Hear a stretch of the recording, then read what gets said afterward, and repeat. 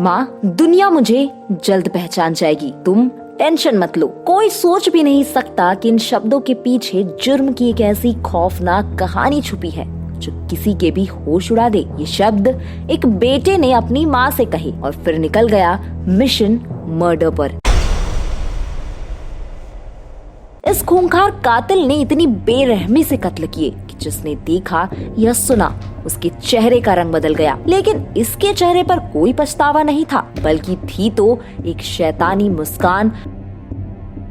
लोगों की हत्या को ये अपनी कामयाबी का पैमाना मानता। फिल्म KGF 2 तो आपने देखी ही होगी। KGF 2 के कैरेक्टर रॉकी भाई से ये बहुत ही ज्यादा प्रभावित था। जैसे फिल्म में रॉकी जुर्म की दुनिया का बेताज बादशाह बन जाता, वैसे ही ये भी अपनी एक अलग पहचान बनाना चाहता था। जुर्म के सारे आइडियाज भी उन्होंने इसी फिल्म से लिया।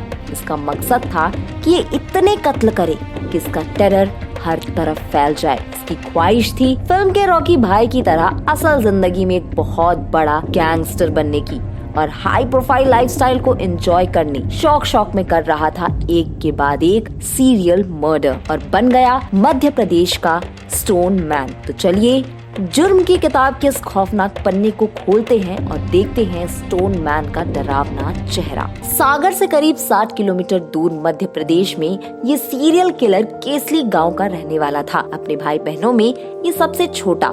इसके माता पिता गांव में ही रहते, जबकि एक भाई पुणे में मजदूरी करता था। ये भी कुछ समय के लिए पुणे रहकर आया था। 8वीं पास ये सीरियल किलर पुणे के अलावा केरल, चेन्नई और गोवा में भी काम कर चुका था। अगस्त में राखी के दौरान ये अपने गांव आया, लेकिन अपने परिवार को इसने अपने मंसूबों को लेकर कुछ भी नहीं बताया। कुछ दिन इसने गांव में ही अपने परिवार के साथ बिताए और फिर निकल पड़ा सागर की ओर। सागर एक इलाके का नाम है जो मध्य प्रदेश में पड़ता है। इसने साइकिल से ही अपने गांव से लेकर सागर तक की दूरी को तय किया। निकलने से पहले इसने अपनी माँ को कहा जल्द ही उसे दुनिया पहचानने लगेगी, और उस पहचान को बनाने के लिए इसने एक के बाद एक सिक्योरिटी गार्ड्स की हत्याएं करना शुरू किया। सभी हत्याओं में ये हथौड़े और पत्थरों का इस्तेमाल करता। 25 अगस्त को ये अपने गांव से सागर पहुंचता है। यहाँ आकर इसने धर्मशाला में कमरा लिया। 2 दिन बाद 27 अगस्त की रात इसने हत्याओं को अंजाम देना शुरू किया। पूरी प्लानिंग के तहत ये आधी रात को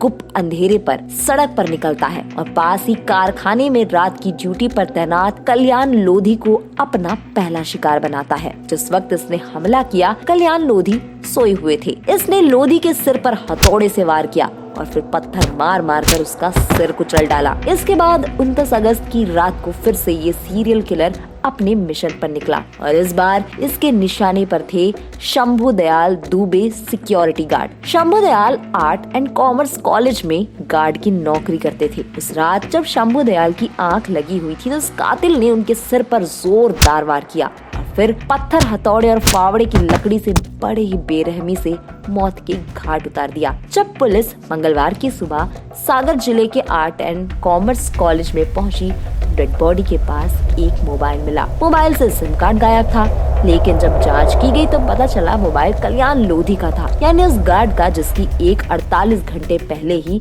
निर्मम हत्या हुई थी। 48 घंटे के अंदर सागर में 2 सनसनीखेज वारदात हो चुका था। पुलिस प्रेशर में थी। इससे पहले कि पुलिस कुछ समझ पाती, अगली ही रात यानी 30 अगस्त को एक और गार्ड पर हमले की खबर से सागर जिले में खौफ फैल जाता है। इस बार गार्ड मंगलम राम अहिरवार सीरियल किलर के निशाने पर आता है। हालांकि अहिरवार पर जब ये हमला करता है तो वो जाग जाता है, इसलिए ये उसे बुरी तरह से घायल करके फरार हो जाता है। मरने से पहले अस्पताल में अहिरवार पुलिस को इतना ही बता पाता है कि कातिल काले और सफेद रंग के कपड़े पहने हुए था। सीसीटीवी फुटेज और अहिरवार के बयान के आधार पर आरोपी का स्केच रेडी किया जाता है। 250 पुलिस की एक टीम इस हत्यारे के पीछे लग गई। जो मोबाइल पुलिस ने बरामद किया था उसके आधार पर इसे लिंक करने की कोशिश की जाती है। कातिल जब देखता है कि सागर जिले चप्पे चप्पे पर पुलिस उसे तलाश रही है तो वो क्राइम स्पॉट को ही चेंज कर देता है और इस बार वो पहुंचता है भोपाल। पुलिस पहले से ही चौकन्नी होती है और क्लू के आधार पर भोपाल पहुंच जाती है, लेकिन इसके बावजूद भोपाल में भी वो एक सिक्योरिटी गार्ड को अपना निशाना बना ही लेता है। मार्बल फैक्ट्री में काम कर रहे सोनू वर्मा की भी बेरहमी से हत्या होती है और उसके बाद ही ये सीरियल किलर पुलिस के हत्थे चढ़ता है। गिरफ्तारी के बाद ही ये पता चलता है कि 6 दिन में हुई इन 4 हत्याओं के अलावा इसने मई महीने में भी एक सिक्योरिटी गार्ड को इसी बेरहमी से मार डाला था। मई में उत्तम रजक नाम के 58 साल के गार्ड की हत्या की खबर सामने आई। उत्तम सागर में ही कंस्ट्रक्शन साइट पर रात की ड्यूटी करता था। पिपरिया करकट इलाके का रहने वाला ये गार्ड डेली नाइट ड्यूटी करने 15 किलोमीटर दूर इस साइट पर आता था। हत्या वाली रात गार्ड की वही ड्यूटी थी, लेकिन वो सोया हुआ था और उसी दौरान उस पर पत्थर हथौड़े से हमला कर दिया गया। हत्यारे ने गार्ड के चेहरे को बुरी तरह से बिगाड़ा।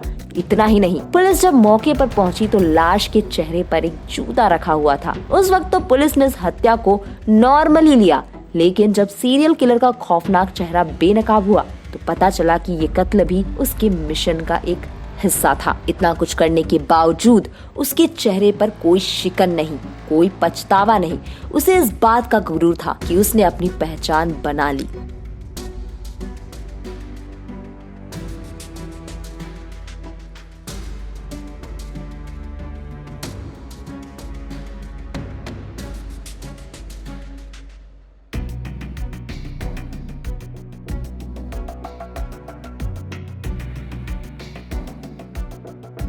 इसी के साथ दोस्तों, क्राइम की स्टोरीज में आज के लिए इतना ही। आपको आज की ये सीरियल किलर की स्टोरी कैसी लगी हमें कमेंट करके जरूर बताइएगा। वीडियो पसंद आई हो तो वीडियो को लाइक करें, शेयर करें, चैनल सब्सक्राइब करें और हमें फेसबुक पर फॉलो करना न भूलें।